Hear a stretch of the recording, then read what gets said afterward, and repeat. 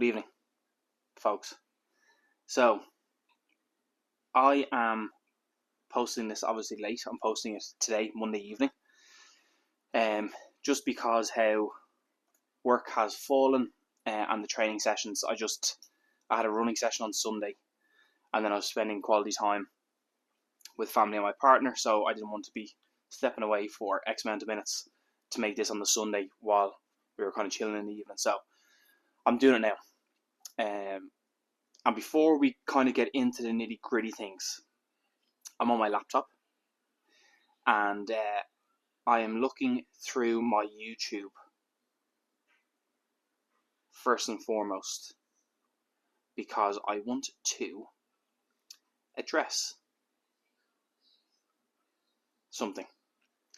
I never in my wildest dreams would have thought that whatever way the algorithms work on YouTube,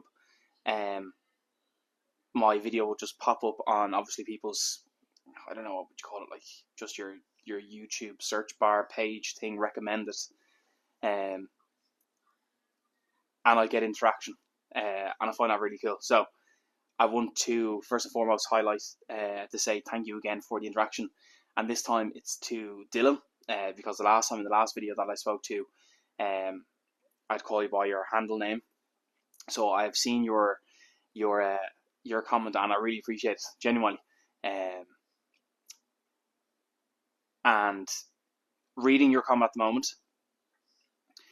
you were saying about if I haven't practiced already in the car park, is the great big sugar loaf down the red lane across the farm section into Jouse. It's madam. I'm going to talk to you through this video and hopefully that you see this again and that you reply back. So when I leave the Sugarloaf car park and let's say I take the right turn to go back, let's say to the main road that you would go to if you're to go back to Roundwood, am I not mistaken that when I'm driving down that road and I'm about to come to that main road, 100 meters beforehand, do I see a little black, quilted little sign with the yellow man and the arrow, and it sends you down? It's pretty much on like the farmland. I've seen a path there, and I'm just wondering if that is it, because in my training phase coming up soon enough with the coach, where he's trying to map out runs on Strava or All Trails and see if they'll allow him to do that, and then I'll obviously have it on my phone, have it on my phone and do the live GPS and just look and use my phone as I transition through. But we're trying to figure out, is there an actual safe way to leave Sugarloaf to go through farmland instead of running on that main road? Because obviously on race day it could slightly be different. So I'm wondering, is that what I'm talking to? So if you do see this still, let me know again in the comments, because I'd greatly appreciate it, because what I've done this week is I'm going to talk about it. I have accumulated the Joust part now. So we're still trying to figure out Dara, who's my coach. He's really good, fucking tech savvy, that he goes on the Eco Trail site, and he correlates the Eco map versus the All Trail. So we're trying to figure out whether this is the set route. And I've been running on All Trails, the trail that I've been running consistently in Jouse, because I really agree with your part saying it's the pretty section of the race. It's fucking, excuse my language, phenomenal. Like, it's mad to think that we have it there on our doorstep, isn't it? Like, it's I don't know, I just get excited about being out. Well, if that's fucking sappy or whatever, but I think it's really cool. But I have been using All Trails. I park in Joust Woods in the Lake car park, and on All Trails, the trail that it is like a 9-kilometer loop. It's called Paddlebonds Lake Powerscourt Waterfall into Crome Woods, and that gives me pretty much, I run from the car park, I follow a trail to the right hand side, and I kind of go on a trail in Joust Woods. I cross over the lake or pond, and as it starts to veer up to kind of go into Joust, I keep right, and as I'm keeping right, I actually come to a trail to the right hand side, and it's called Mags Way. It's literally just an arrow sign, and it just brings me off the beaten track. I follow that trail all the way down across the stream, river, whatever you want to call it, and then I transition and try and find the trail again. And as I transition through the trail through Joust Woods, it brings me into Powerscourt. I fucking didn't even realise how kind of connective and close it is. The irony of me living in Bray and I haven't been that far. Like I've just gone to like Powerscourt or whatever. So I've been running that. I've gone through Powerscourt, and I really take that elevation as you're leaving Powerscourt. There's a little Powerscourt waterfall. There's a little trail to the left hand side, and I hit that incline, that elevation, really hard. So that's been my training, and I go up top and I hit the Wicklow Way loop and Red Rock View, and I follow above Powerscourt waterfall along that trail. And then I come to the main like Wicklow Way kind of trail. You can go right to continue, and I go left into Glensollen Valley, I think, if I pronounce that correctly. Down the valley, up the valley, and then continue on, and that becomes like a 9-kilometer loop. So let's knock the comment out of the bag, or out of the park there. So Dylan, much appreciated. I hope that is the one that I'm thinking of, for sure, in relation to what you're saying into Joust Woods, but using the farm section. Because what I just explained is what I have been doing. I've just been driving to Joust and doing it that way. But again, if you don't, and I don't know, if you have Instagram, for sure, reach out to me on Instagram and follow you back. It's just Jack Lawrence _axe. I'm pretty much active on that as well. I usually like to keep my rambles, like these YouTube videos, on YouTube, and then I just do like maybe potentially a daily post, or a couple of posts per week after a run, something like that. But you'll catch me obviously more on that, because apologies, you sent that well a day ago or so, and I'm only coming back to it now. So apologies for the late reply, but thank you for the name, Dylan.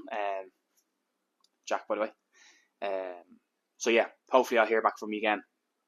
And the second one that came through there, now, Joan, I genuinely appreciate that. Keep up the training, because it is a bit of a lonesome kind of sport. I'm the individual that if I see people hikers walking the trail or running, I'll gladly say hello. Some people like to kind of keep their head down and respectfully, I'll respect that, but me being me, I'll just say how you, or whatever. My lovely phrase that I like saying is living the dream. I'll just throw that out there, whether you say hello to me or not, I'll just say living the dream. So let's have a look at yours. Joan, you're saying to me you're also doing this race. Savage. I'd also, a lot of men would be able to keep building up the mileage. So this video, cool, lovely, because this video is going to be completely different. We'll get into it. And if everyone is still here, hopefully you'll have read the description box prior, and I'll put like a note of when the video should start. Let's say, for instance, in the nitty-gritty stuff of training. But Joan, I have increased. So, coach, I'm on week 7, starting this week. So I've completed week 6. This will be the week 6 recap. And my volume has increased. So I covered 41.4 kilometers this week.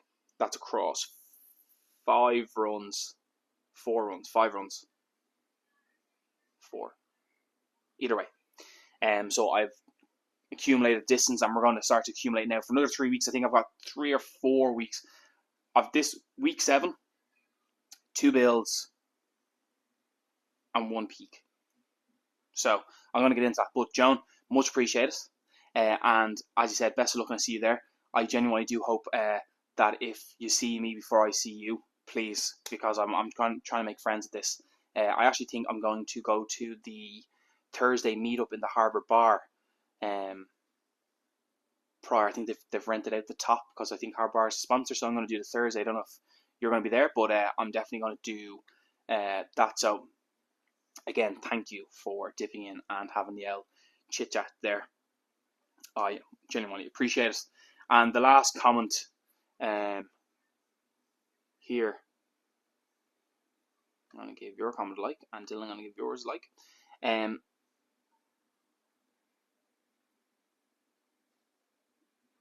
Is it the or then? Anya Cat 8802. Wish me the best luck. Thank you very much. Genuine from the bottom of my heart. I do appreciate it. Probably getting more best of lucks on YouTube than I am in person, face to face. So tempted for the 47 and 80. Listen, I'm going to get into this. I'm going to say it out straight here now. Like this week just gone, Thursday was the most I've ever. Sorry, not the most. I've ran a 16-kilometer race, and that has been the most I've ever ran in total in a time frame. Next week I'm running Sunday or Saturday. I'm doing a 19.6 kilometer. That's going to be the most I've ever ran just in general, I've never accumulated. So when I set out this kind of goal of mine to start, I looked at Eco Trail because obviously I'm from Bray and I see it every year. I'm like 10 kilometers, like, okay, right, well, I've ran 10, COVID and everything. Like you run your 10k a day or 5k a day. 16 kilometers, I'm a bit stubborn, and I don't mean to be disrespectful. I'm like, I'm not going to do 16. 30 kilometers, I'm like, all right, cool. 30, that'll be like cool to do. Again, I'm not like, probably I should have done 30 as my first ever race, but I think just the frame of mind that I was in prior, I was like, no, I'm going to do the 47 because in my head, I've never completed a half marathon. I've never completed a marathon, and may as well take a box there and just say I've done an ultra, even though it's just a couple of kilometers past it. But again, I'm trying to get out of that frame of mind saying it's just, I'm a couple of kilometers past a marathon. So I think I would have been really taking the fucking piss. I would say, here, I'm going to do 80 kilometers. Like, that's a load of pony. Like, I think 47 is the sweet spot. I think I'm stubborn enough to just, batten down the hatch and get the head right. And then with the amount of training that I've accumulated and invest all my confidence in my coach, I think with my ability and my conditioning, I should complete the 47. Will it be a sweet time? Who knows? So, yes, thank you again for your comment. And if you were to sign up, I don't know what your background is, but when you're saying you're tempted to do the 47, 80, I'm feeling you might have a bit of running background. If that's the case, fucking do the 80 for the giggles. Why not have a bit of crack with it? So, again, thank you to everyone who has commented on that video. Much appreciated, much obliged. If you're still here and listening, let's crack on with it. So, this week 6 weekly recap is slightly different. I'm not going to bore you with the 4 runs I've done and give you like in depth of what I've done. What I'm going to say is this week I completed 4 runs. Even I don't have my fucking head is completely here. I've got my laptop here, so I may as well just use it. So we're week 6. We have just completed the week of the 12th. So I had 8 kilometers Sugarloaf on Tuesday. Thursday I had the 15.4. Yeah, so 4 runs. So I'm correct. So 4 runs, and the total mileage I would have accumulated this week would have been 41. On paper, it should have been 41.52. I accumulated via my data that I use on my Garmin. I completed 41 kilometers, 41.4. So maybe if Dara noticed that, obviously he does notice it, but it is what it is. I think I may have pulled short on potentially one of the runs. I don't think I have, so maybe that's just a bit of a typo. Anyway, it is what it is. The reason why this week has been a big week for me is the following. I had a retest on Tuesday for the Sugarloaf, the 8 kilometer. It's a staple in my training. I'm not going to go into it. But the last time I had ran that, I think I hit a 2-hour mark on that. The elevation killed me. I went out. I think I had a bit of a bone. I chipped my shoulder. A bone to pick with myself. I just strapped up the pouch, put the heart rate on, and I went for it, and I shaved off 30 minutes on that run. That came in at, sorry gang, may as well, if I have it, I may as well. So the data that we have on that would have been, so in meters, I completed 8,000 meters, so 8 kilometers. I completed in an hour and 18 minutes at an average pace of 950 and an average heart rate of 165 versus a max heart rate of 190. And my average cadence was 141. A total elevation gain there of 356 meters. In relation to the data that my coach Dara utilizes and whatever metrics that he has driven into creating formulas in relation to heart rate thresholds and variabilities, with the data that I've inputted into his formula and what he utilizes, my average heart rate and my max heart rate has come back to saying that I was in zone 4 for the majority of the time frame, which put me into his threshold. Now, is that optimal for the run at hand? No, there was no kind of running description bar. Run the downhills as I see fit and tackle the inclines as I see fit. Now, anyone who has ran Sugarloaf around the base and potentially has done that 8 kilometer loop would know that if you hit I always go right side, as that's the way the run is supposed to be done. That's programmed for me. Anyone who knows that is when you go from Sugarloaf car park and you hit the right side of Sugarloaf, it waves, it dips. You've got a nice kind of a lot of aggressive downhill. You've got a nice elevation on some of the uphill trails, but you can get consistent. And as you kind of hit the private lane, then going past Kilmac GA, you do know then that's like a smooth kind of decline. As I take the left turn prior to hitting the main road, I come back up past like the house on the private lane again. The elevation from there on in just is gradual, and I'm probably sitting in around 4 kilometers in that stage, maybe 3.5. So you've got around 4.5 to 4 kilometers of just elevation, and it ticks my heart over. So there were the metrics for that. I'm happy. The coach was happy. We just know that if I need to drop the hammer, I have it in me that I can, especially when it's going to be earlier on in that race. In doing so, happy days. I'm happy enough. Switching then over to Thursday. Thursday was like my main run, and I'm not going to lie to you, I had hyped myself up so much this week for this run because, one, it's the furthest I've ever kind of technically ran, especially in a year anyway, for sure, a year and a half. And two, knowing from the last coach-client chat that I had with my coach, we know that this is the cutoff. So I ran the first route, the first portion of the Eco Trail 47 kilometers. I ran that on Thursday, and we know that they obviously allocate 3 hours over 3 periods. So you've got 3 hours to complete the first section. You hit Sugarloaf, you do the loop, out the Joust and everything back, and that'll be another 3 hours to reach the 6 hour window. I think we probably a cutoff point of 32 and a bit of short change there kilometers, and then you've got another 3 hours to accumulate the total 9 hours there to hit your 46, 47 kilometers in total. So knowing that this was the first one, I think I just pented myself up completely. I think I just put a lot of pressure on myself, knowing that I wanted to try and hit that as good as I can. I think that put a lot of not only physical but a lot of emotional stress on me as well. Because on my check-ins, I'll go through them as well. It was prevalent. So, to say the least, I also, to give a bit of context, it was a point to point. It wasn't a loop. So I had to park in Bray and finish in Sugarloaf. And if anyone who's around that area, it's a bit of a shit show to kind of get back to Bray because I don't know whether a taxi would have collected me from Sugarloaf. It'd be fairly weird, wouldn't it? Or I'd have to have walked pretty much from Sugarloaf car park back down one of the routes and just get back to Kilmac to get the 145, literally 2 stops back into Bray because I live up the top end here of Bray. So it was a bit of a logistical nightmare. We sorted that out. I ran with a friend of mine, Dino. He's changed careers, going to the Irish Defence Forces, so he's trying to get a bit of mileage in through the hills as well. His partner decided that why don't we all just drive out to Sugarloaf? I leave my car there, we drive back to Bray. So logistically that was fantastic, perfect. So that was a bit of a stress gone. As I transitioned getting the gear from the car, I forgot my heart rate.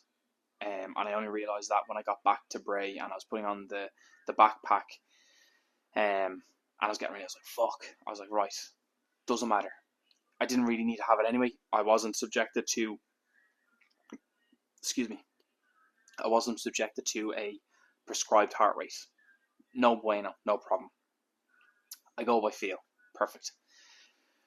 We then, as a collective, as a team, in relation to myself and my coach, we decided that we're going to start using Strava just because we're trying to get into the nitty-gritty part on his end, that he's going to take the data in relation to my total time there. So over the 15 kilometers, he'll look at each kilometer, and he's got a spreadsheet. I actually can't find it. I know I have it somewhere.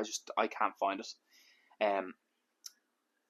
That he's obviously going to put certain times that I'm going to try and hit per kilometer, obviously on race day or guideline. So I use Strava and I use the All Trails app and I use my Garmin. So the long and the short of it is I blitzed the run. I felt really comfortable. The first, let's say, 50 minutes to 70 minutes were really strong. And within that time, that had got me to Kilmac and the bottom of Sugarloaf to start. In relation to my nutrition, I was a gel in. solids because I had a coffee prior. So I went solid first. So I had a banana first. I had a gel on the 50, 55, 60 minute mark. And then I went to go back for a solid, and that was a Rice Krispie square bar, and I just cannot for the life of me stomach those. I'm gonna have to change to jelly tots or something as a fuel source just for carbohydrates. I ate the square bar, like part of it. I was chewing on. I was like, no, I can't. I had to spit it out and then put half the bar back in. So, that run was going good up until that point, and then I started to really I was gumming for like liquids. So left pouch I had Lucozade, right pouch or bladder flask 500ml I had electrolytes, and the back bladder I had a 2 litre was just water, like dilute. I was just gumming for them, and maybe because the Lucozade was so sugary, getting replenishing like glucose sugars or whatever and carbs, maybe that was so strong on my belly that just eating the solid wasn't going to go down too good.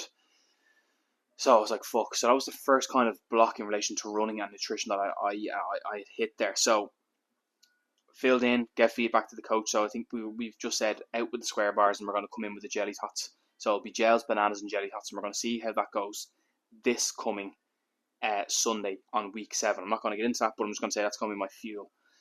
Another thing that I was craving for a full sugar Coke, and I never crave for full sugar Coke. I'm a bit of a devil for Pepsi Max, the non-sugar. But Coke in general, I don't really drink it. But for some reason, whatever way, I was like, I'm going to treat myself to a fucking full sugar Coke. And I went to town. So, had a full sugar Coke post run.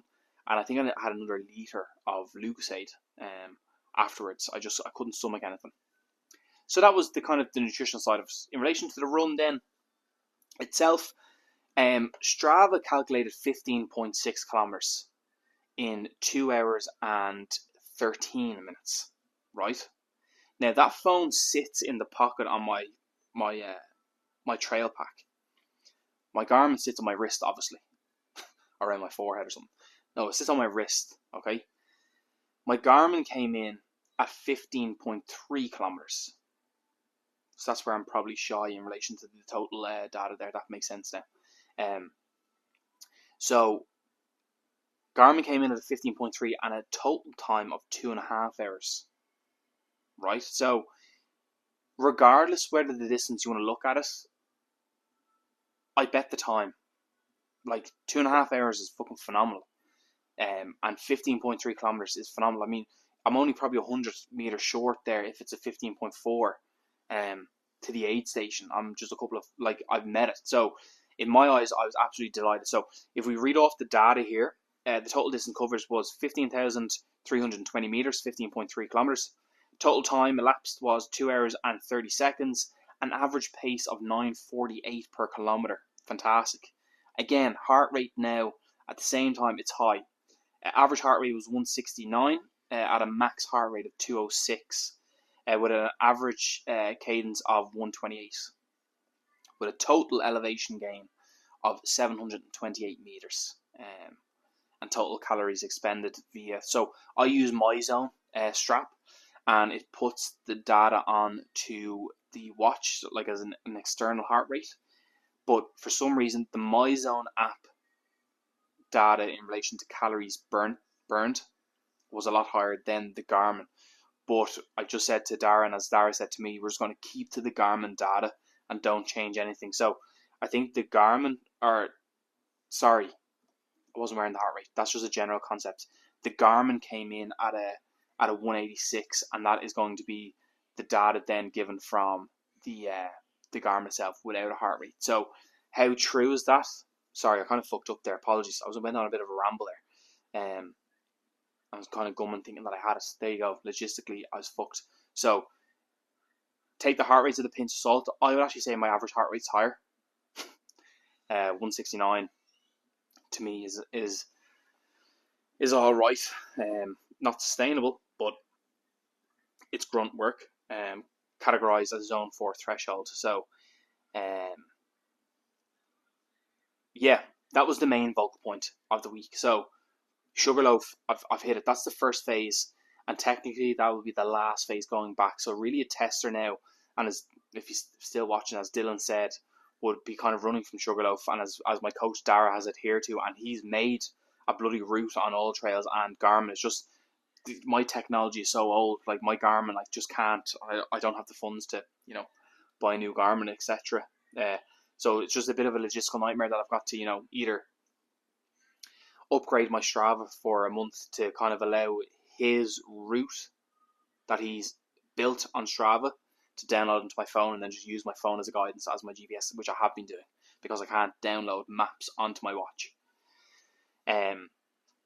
So our goal next is to accumulate higher mileage around the back end of Jouse, but also trying to run from Sugarloaf Car Park in the Jouse around and back. So my coach has made that. It's in the pipeline.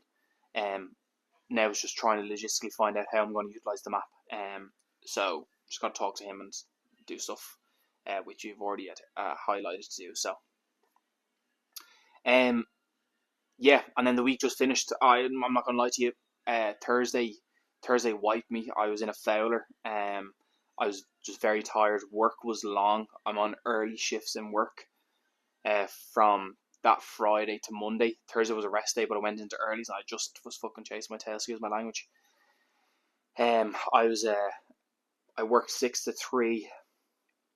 Sorry, excuse me. I worked 6 to 3 on Saturday. Sunday I worked 5 a.m. to 2, so that had me up at 4 a.m.